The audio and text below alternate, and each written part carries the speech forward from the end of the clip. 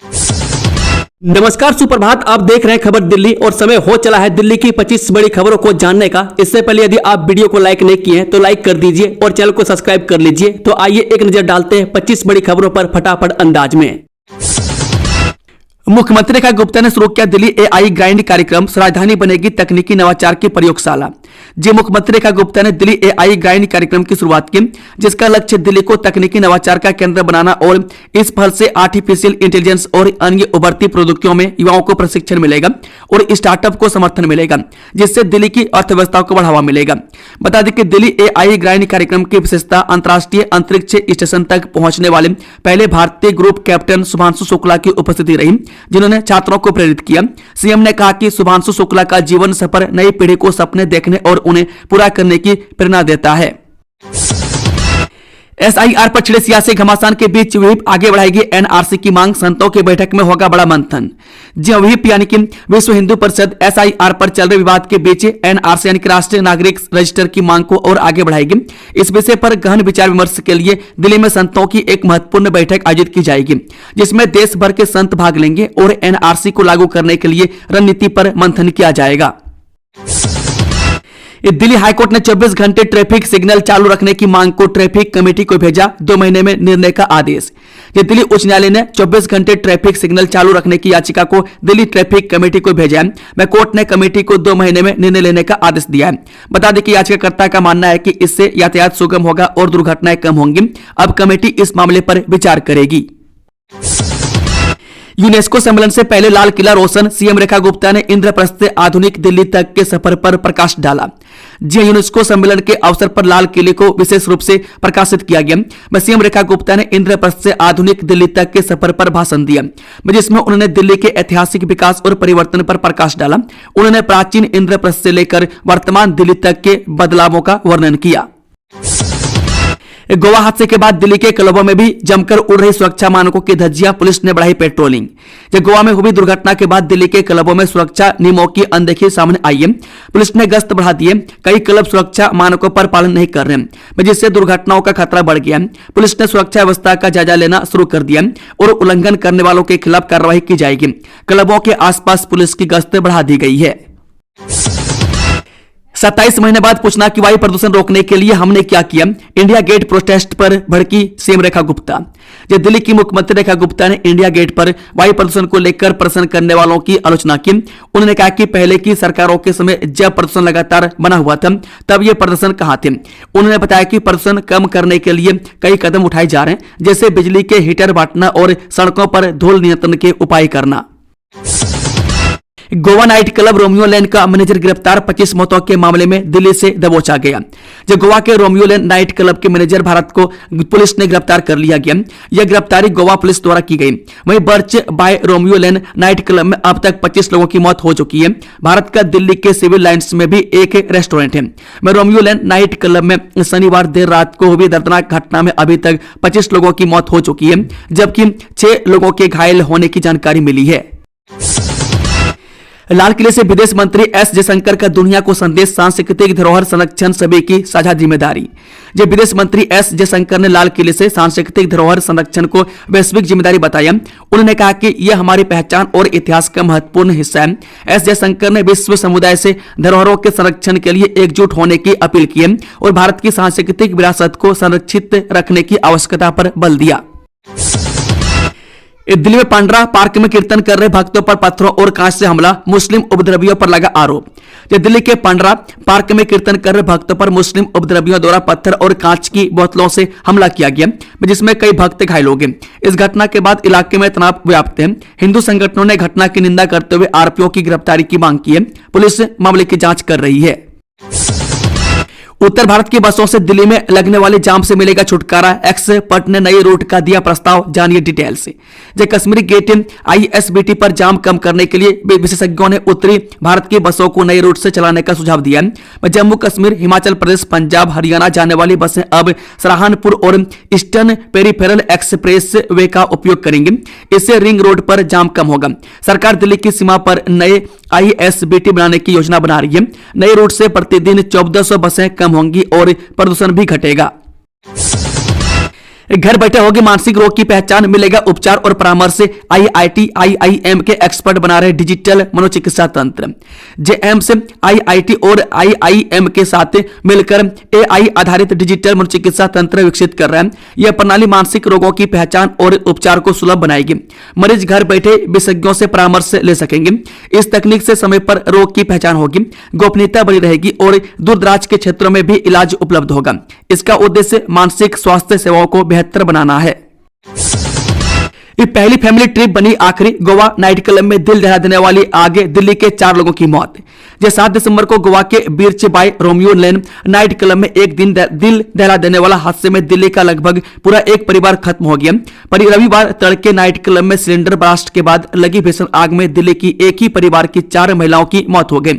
यह घटना उत्तर गोवा में सुबह करीब 3 बजे हुई और इसमें कुल 25 लोगों की जान गई, जिनमें 20 स्टाफ भी शामिल थे।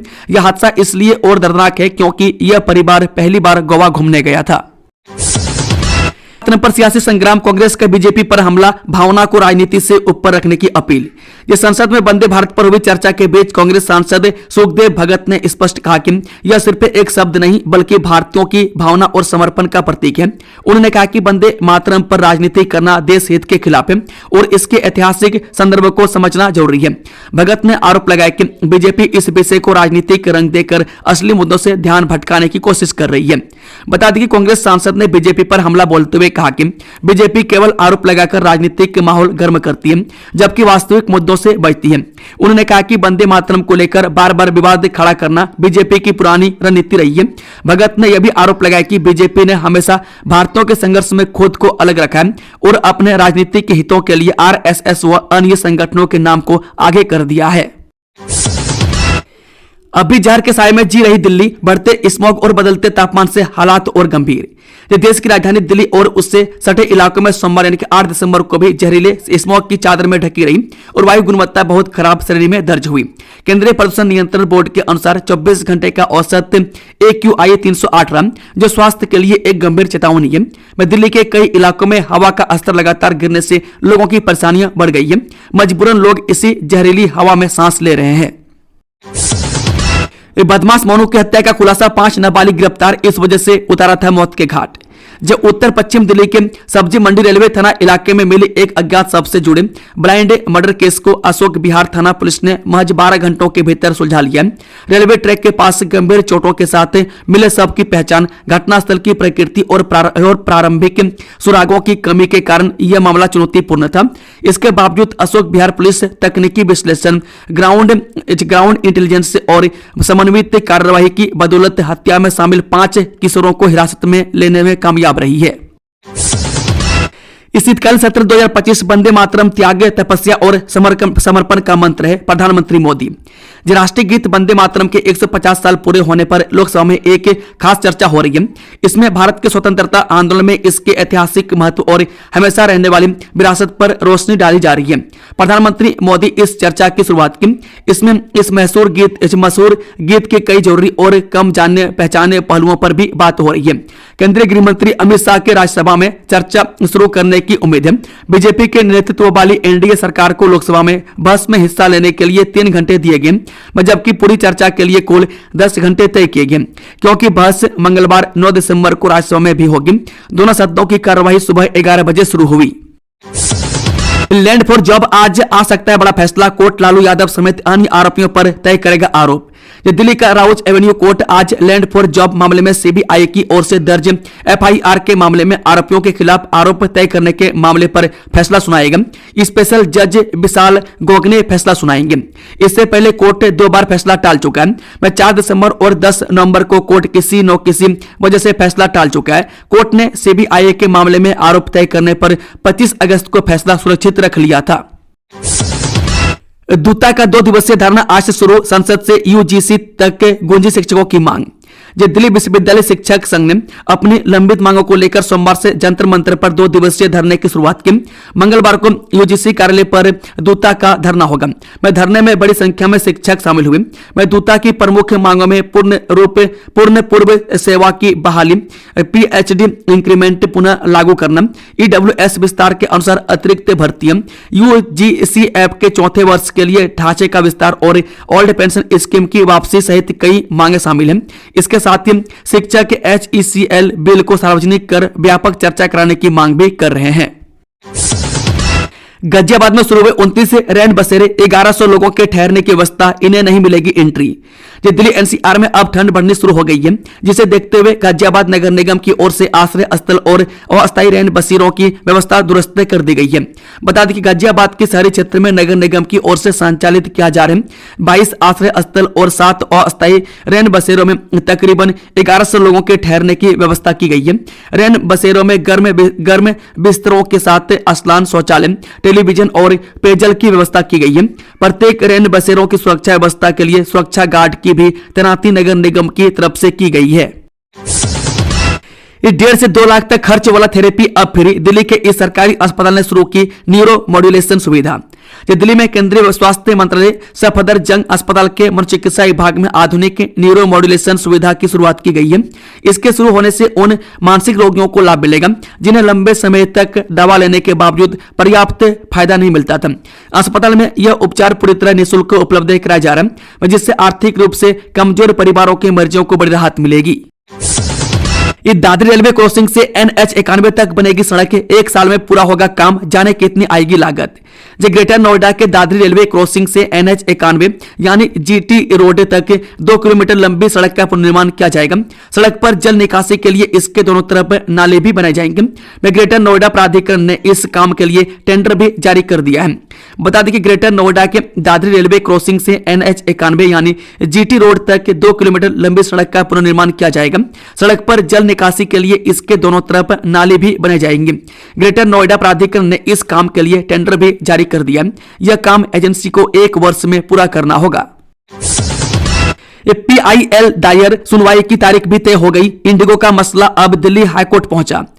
मुख्य न्यायाधीश की अध्यक्षता वाली खंडपीठ के समक्ष मामले का उल्लेख करते हुए पीठ ने मौखिक रूप से कहा कि संबंधित अधिकारी पहले से ही इस मामले पर विचार कर रहे हैं। मुख्य न्यायाधीश बुधवार को याचिका पर विस्तृत सुनवाई के लिए सहमत हो गई है। इंडिगो की फ्लाइट कैंसिल देरी का मुद्दा अब दिल्ली हाईकोर्ट पहुंच गया। कोर्ट में एक जनहित याचिका दायर की गई है। याचिका में उच्च न्यायालय से एयरलाइन और केंद्र सरकार को कई निर्देश जारी करने का आग्रह किया गया, जिसमें कहा गया कि लगातार हो रही रुकावटों के कारण यात्रियों को भारी कठिनाइयों का सामना करना पड़ रहा है। दिल्ली में डेटिंग ऐप पर सिंगल लड़कों को फंसाने वाला रोमियो करोड़ों की ठगी में ऐसे चढ़ा हाथी। दिल्ली में डेटिंग ऐप पर सिंगल लड़कों को फंसाने वाला रोमियो पुलिस के हाथे चढ़ गया। आरोपी विदेशी नागरिक है और अब तक 14 मामलों में लड़कों से करोड़ों की ठगी कर चुका है। दिल्ली में ऑनलाइन डेटिंग के नाम पर होने वाली एक बड़ी साइबर ठगी का खुलासा हुआ। पुलिस ने एक उंगाडाई नागरिक माइकल ईगा को बुराड़ी से गिरफ्तार कर लिया। यह सोशल मीडिया पर लड़कियों की फर्जी पहचान बनाकर लोगों को ठगता था।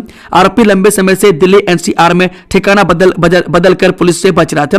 इस पर साइबर ठगी के 14 मामले दर्ज हैं। यह करोड़ों की ठगी कर चुका है। ये 3 राज्यों को जोड़ेगी नमो भारत ट्रेन, नए रूट का खाका तैयार। NCR वालों को बड़ा फायदा। दिल्ली NCR में आने वाले समय में ट्रैफिक व्यवस्था में बड़ा बदलाव देखने को मिल सकता है। इसके लिए 2 बड़े इंफ्रास्ट्रक्चर प्रोजेक्ट्स पर काम चल रहा है। इससे जहां 3 राज्यों के लोगों की आपस में कनेक्टिविटी बढ़ेगी, वहीं दिल्ली NCR में जाम के झाम से भी मुक्ति मिलेगी।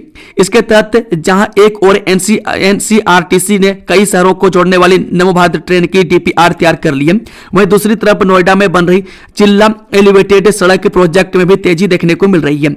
इस दोनों प्रोजेक्ट्स का काम पूरा होने के बाद दिल्ली NCR में सफर पहले से ज्यादा आसान होगा और ट्रैफिक में घंटों तक फंसे रहने की समस्या का भी अस्थायी समाधान होगा।